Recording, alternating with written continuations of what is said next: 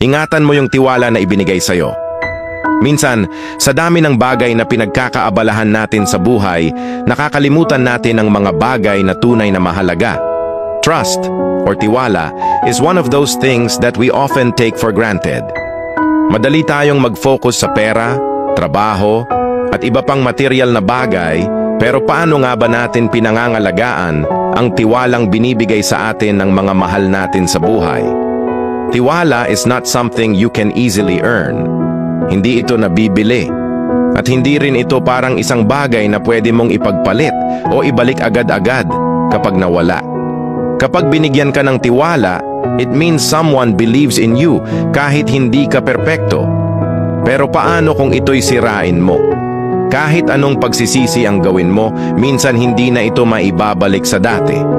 Remember, money can always be regained.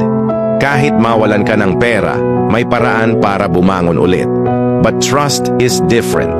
Kapag nasira ang tiwala, minsan pati relasyon ay nadadamay, kaya dapat nating pag-isipan ang bawat kilos natin, lalo na kung may taong nagtiwala sa atin ng higit pa sa inaasahan. So today, take a moment to reflect. Saan mo nilalagay ang priorities mo? Are you valuing the trust people give you? O baka naman unti-unti mo nang sinisira ito nang hindi mo namamalayan?